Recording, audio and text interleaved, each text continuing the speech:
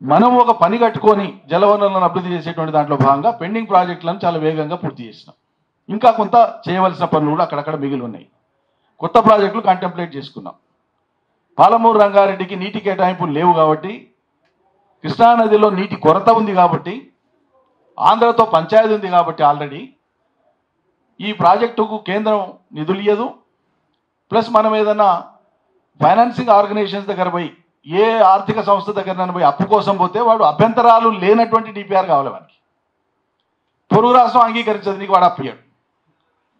కేంద్రం water location లేదు, వాడు అప్పియాడు. కానీ ప్రాజెక్ట్ కట్టాలి, ఏం చేయాలా? తొలి క్యాబినెట్లో భారీ నీటిపారుదల ప్రాజెక్టు దక్షిణ తెలంగాణకు, అందులో వలసలకు కరువుకు నిలయంగా మారి ఆత్మహత్యలు జరిగి సిపిఐ సిపిఎం లాంటి పార్టీలు అంబలి కేంద్రాలు పెట్టినటువంటి ప్రాంతం. ఇగో అక్కడ కరువు పోవాలి, అక్కడ పచ్చదనం రావాలని చెప్పి రాష్ట్ర ప్రభుత్వ సొంత నిధులతోనే ఈ ప్రాజెక్టు కట్టాలని తీర్మానం చేసినటువంటి ప్రాజెక్టు పాలమూరు రంగారెడ్డి. ఇలా పాలమూరు బిడ్డ అని చెప్పుకుంటాడు సిగ్గు ఎగ్గు లేకుండా ముఖ్యమంత్రి. 18 నెలలు అయిందండి, 90% పూర్తయినటువంటి పాలమూరు రంగారెడ్డి ప్రాజెక్టు మీద ఒక్కరోజు సమీక్ష చేయలే, ఒక్క విజిట్ చేయలే. అని ఏం తెలవనోడు కూడా కొత్తగా ఏమైనా కనిపిస్తే ఇది ఎంత బాగుంది చూద్దాం రానిపోతాడు. ఇవి రాష్ట్ర ముఖ్యమంత్రివి, పాలమూరు ప్రాంతం నుంచి వచ్చినట్టవు. పాలమూరు రంగారెడ్డి ప్రాజెక్టు ఎంత అయింది? మరి తెల్లారితే పొద్దు ముగితే 2 పిల్లర్లు గుంగిన కాళేశ్వరం గురించి నీచపు మాటలు మాట్లాడడానికే సమయం ఉంటుంది, మాటలు వస్తాయి. కానీ పాలమూరు బిడ్డకు పాలమూరు రంగారెడ్డి ప్రాజెక్టు సందర్శించి ఇంకేం మిగిలింది, ఏం చేస్తే నీళ్ళు వస్తాయనేటువంటి జ్ఞానం లేదా? ఎట్లా అర్థం చేసుకోవాలి దీన్ని? ఇక that is the difference between KCR and the present rulers. అది వ్యవహార దక్షత కావచ్చు, విజ్ఞానం కావచ్చు, అనుభవం కావచ్చు, తెలంగాణ పట్ల కమిట్మెంట్ కావచ్చు, అసలు పోలికనే లేదు. మనం పోల్చుకోదగనటువంటి వ్యక్తుల చేతులు వాళ్ళ రాష్ట్రాన్ని పెట్టి అట్లా పెట్టడానికి ప్రధాన పాత్ర పోషించిన వాళ్ళు ఈ సూడో మేధావులు. ఈ సూడో మేధావులదే పెద్ద పాత్ర. విషతుల్యం చేసేసినారు, మొత్తం ప్రజల అభిప్రాయాల్ని మొత్తాన్ని కలుషితం చేసి పడేసారు చాలా దుర్మార్గంగా. ఎన్ని జయించినాం మనం. ఎంత తీవ్రమైన సంక్షోభం వ్యవసాయం.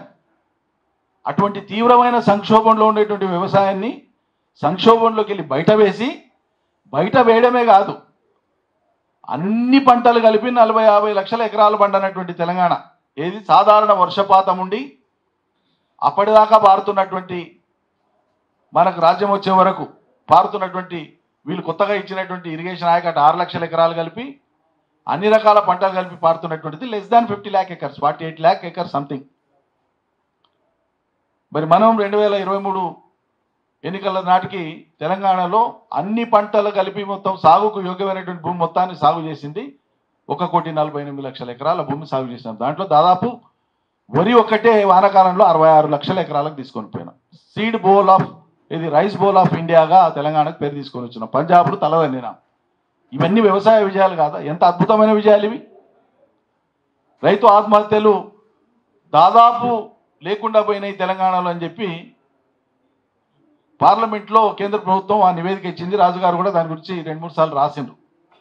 మళ్ళీ తెలంగాణలో ఈ కాంగ్రెస్లో చేతులు పడ్డ తర్వాత దాదాపు 550 దాకా రైతులు ఆత్మహత్యలేని. ప్రతి జిల్లా పాపం ఆయన నాకు పరిచయం లేరు, ఫోన్ చేసి మాట్లాడి నాకు వాట్సాప్లో పంపించినారు, సార్ మీకు ఏమైనా మెటీరియల్ అవసరమవుతుందో వాడుకోండి, రైతు పేరు, మండలము, ఏ ఊరు, ఏ జిల్లా మొత్తం రాసి పంపించింది. ఆయన టీఆర్ఎస్ కార్యకర్త కాదు, మా పార్టీ కాదు. తెలంగాణలో జరుగుతున్నటువంటి రైతుల మరణాల పట్ల కలత చెంది అవన్నీ వివరాలు తీసుకొని ఏదైనా రిలీఫ్ వస్తుందేమో ఈ కుటుంబాలకు అని చెప్పి ఓ తాపత్రయంతోనే పనిచేస్తూ వస్తారు. ఇవి ఉండకూడదు తెలంగాణలో. ఎవరి పుణ్యమేయాలో ఇన్ని రైతు ఆత్మహత్యలు? నీళ్ళు లేకపోతే దాదాపు 24,000 మెగావాట్ల కరెంటు అందుబాటులో పెట్టుకొని, అంతకంటే ముందు సమ్మర్ వస్తే 16,000 మెగావాట్ల కరెంటు ఆప్టిమల్ యూటిలైజేషన్ ఉండేది మనం ఉన్నప్పుడు. మరి కరెంట్ ఏమో దొంగలు లేకపోయారా? ఎటుపోయా కరెంటు? ఉన్న కరెంట్ ఉంది కదా, ఎందుకు ఇవ్వబోతుంది రైతులకు? సింపుల్ లాజిక్ అండి. అప్పుడు రైతుల కరెంట్ వచ్చేట్లా, వాళ్ళు రాకపోయేట్లా? ఏం కారణం? ఇరిగేషన్ కానీ ఎలక్ట్రిసిటీ కానీ 100% నిర్వహణ లోపం. ఏ మంత్రికి పట్టదు, ఏ ఎమ్మెల్యేకి అవగాహన కాదు. అధికారులు మీరు ఎట్లా నడిపిస్తే ఎట్లా నడుస్తారు, మీ నియంత్రణను బట్టి వాళ్ళు ఉంటారు. వాళ్ళకు స్పష్టమైన డైరెక్షన్ ఉండాలి కదా, ఏ టైంకి ఏం కావాలా. మీకు తాజా ఉదాహరణ చెప్తా.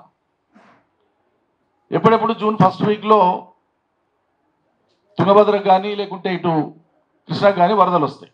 ఏది వర్షాలు స్టార్ట్ అయితే మొదటి నీళ్ళు వస్తాయి. ఏరువాక పౌర్ణమి మనం అంటాం కదా, ఏరువంక పొన్నం అంటారు మా దగ్గర. ఆ ఏరువంక పొన్నం వచ్చేటప్పటికి ఏ రోజు ఉంటుంది, స్టార్ట్ అవుతుంది. ఈసారి ఏమైందంటే మే లాస్ట్ వారంలోనే వానలు వచ్చినాయి, మళ్ళీ జూన్లో వానలు లేవు. మే లాస్ట్ వారంలో వానలు వచ్చినాయి.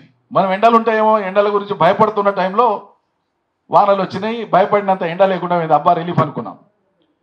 2-3 వానలకే దంచి కొట్టి నీళ్లు పైనుంచి ఎగువ నుంచి పెద్దగా వచ్చేస్తే జూరాల ఓవర్ఫ్లో అయిపోయింది. గేట్లు ఎత్తేసినారు జూరాల. మీకు తేడా చూడండి ఎట్లుంటుంది పాలకులేదని చెప్పడానికి. తెలంగాణ పట్ల పట్టింపు ఉన్నోడు ఏమో ఆలోచిస్తాడు, తెలంగాణ పట్ల పట్టింపు లేనోడు ఉంటే ఎట్లుంటుందని ఇది ఒక్క తాజా ఉదాహరణ.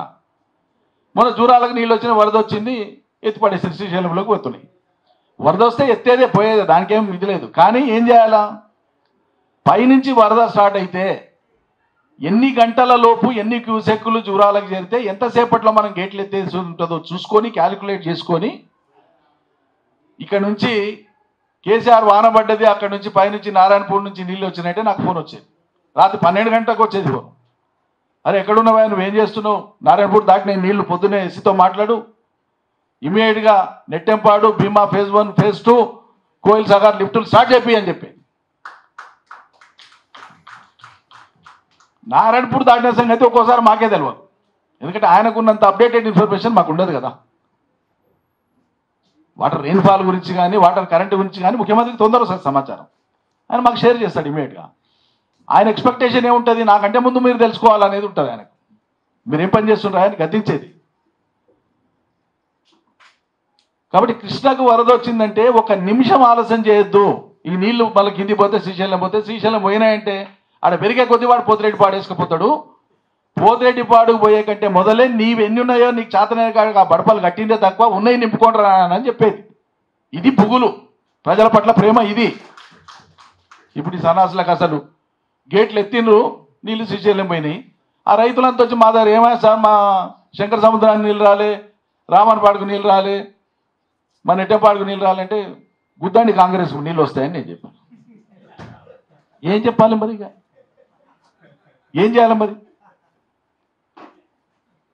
ధర్నాకు దిగండి రేపు ఎస్సీ ఆఫీస్ దగ్గర అని చెప్పాను. స్పృహ లేదా మీకు, కొంచెం కూడా జ్ఞానం లేదా? జూరాలను నిండగానే లిఫ్టులు ఆన్ చేయాలనేటువంటి ఆలోచన లేదా? ఎందుకు చేయలేదు? లిఫ్ట్ చేయడమే కాదు, రిజర్వాయర్లకు పోయేది పోగా చెరువులకు లింకింగ్ చేసినారు. 400 చోట్ల మా జిల్లాలో కెనాల్ వాటర్ను చెరువులకు పోయేటట్లుగా ఇన్లెట్స్ పెట్టించినారు, మళ్ళీ తుమ్ములు పెట్టించినారు. అంటే రాడార్లో ఉన్న చెరువులు ఏవేవైతే కాలువకు తూము పెడితే ఆ చెరువుకు పోతాయి అనుకుంటామో అక్కడంతా పెట్టించినారు. ఆయన ఆలోచనే, అది కేసీఆర్ ఆలోచనే. ఇవి కాక ఏం చెప్పిండు, కాదా మీ దగ్గర పెద్దవాగులు ఏమేమున్నాయి చెప్పు అన్నాడు. దుందుబి ఉంది సార్, ఇంకోటి అటు పక్క పోయేది ఏది అంటే అది కాకినాడ నుంచి వస్తుంది సార్, కొడంగల్ నుంచి వచ్చి నారాయణపేట మీదుగా ఇటు దేవరకద్ర మీదుగా ఇటు పోయి కృష్ణాల మా పెబ్బేరు దగ్గర కృష్ణాల కలుస్తుంది సార్. ఒక్కోతోనో ఓ పేరుతో పిలుస్తారు దాన్ని. ఊక చెట్టు వాగాన్ని ఒక ఊరి కాడ పిలుస్తారు, కిందికి పోతేనంటే దాన్ని పెద్దవాగ అంటారు, పైకి పోతే బండరవల్లి వాగు అంటారు, ఇంకా పైకి పోతే కోయిల్ సాగర్ వాగు అంటారు సార్. సరే ఏదైనా కానీ ఆ వాగు మొత్తం దాని మీద దీని మీద ఎన్ని చెక్ డ్యాములు పడతాయో నువ్వు మనోళ్ళతో మాట్లాడన్నారు. ఇమీడియట్గా మాట్లాడినా, లే అట్లా కాదు మీకు చక్కగా వస్తలేదు మాట్లాడనీకి, ఇవి కాక ఇంకా లేవానా బాగులు, నేను 2 అని చెప్తానంటే నువ్వు 2 మాట్లాడతావు, ఇంకా లేవా అంటే మేము మళ్ళీ చిన్న బాగుల్ని. అప్పుడు ఇంజనీర్లు ఏం చేసినారు, కేటగరైజ్ చేసినారు. ఏ స్ట్రీమ్ ఎంత కెపాసిటీతో వస్తుందో అటువంటి వాటిని ముందు టేకప్ చేద్దాం, తర్వాత తక్కువ కెపాసిటీ వచ్చని మళ్ళీ చేద్దాం, ఇట్లా రకరకాలుగా చేసినాం. సరే అర్జెంటుగా ఏఎన్సీని పిలిచి చెప్పినారు, ఎన్ని చెక్ డ్యాములు కట్టడానికి అవకాశం ఉందో ఆ లొకేషన్స్ని, ఎంత వాటర్ ఆగుతుంది, ఎంత ఏరియాకి ఇరిగేషన్ పొటెన్షియల్ వస్తుందో క్యాలిక్యులేట్ చేసి మీరు ఎస్టిమేట్స్ తయారు చేయండి అర్జెంటుగా, ఫేజ్డ్ మేనర్లో ఇద్దామన్నారు, దశల వారీగా ఇద్దామన్నారు. సంతోషం. ఆ దశల వారీగా ఇచ్చేటప్పుడు మా కాన్స్టిట్యున్సీ వనపర్తి కాన్స్టిట్యున్సీలో పెద్ద వాగు లేదు, నెక్స్ట్ లెవెల్ వాగులు ఉంటాయి. మిగతా వాళ్ళకి వచ్చినా మాకు రాలే. ఇక నేను పోయి ఉపాయంగా ఆడ అన్ని ఇచ్చినప్పుడు పక్కల పని అయ్యేటప్పుడు దేవరమ్మ పక్కనే ఉంటుంది. మా రైతులు ఆడ అంత పెద్దగా కడుతుంది సార్, మనకు లేవా అంటారు కదా సార్ అంటే, దాని మీద నీకు అసలే లేవా అంటే ఒక 2 గ్రామాలకు మాత్రం వస్తాయి సార్ అంటే, సరే ఆ 2 చెక్ డ్యాములు ఇస్తాను అవి ఇచ్చింది. అవి ఆ దాంట్లో ఆ లెక్కలు వస్తాయి సార్, నాకు రావని నేను మళ్ళీ పెట్టినా. ఏదో పని ఎలా తీసుకోవాలి, ఉపాయం. సరే తీసుకురా చేద్దామన్నారు. ఒక 15 తీసుకొచ్చిన ఎస్టిమేట్స్.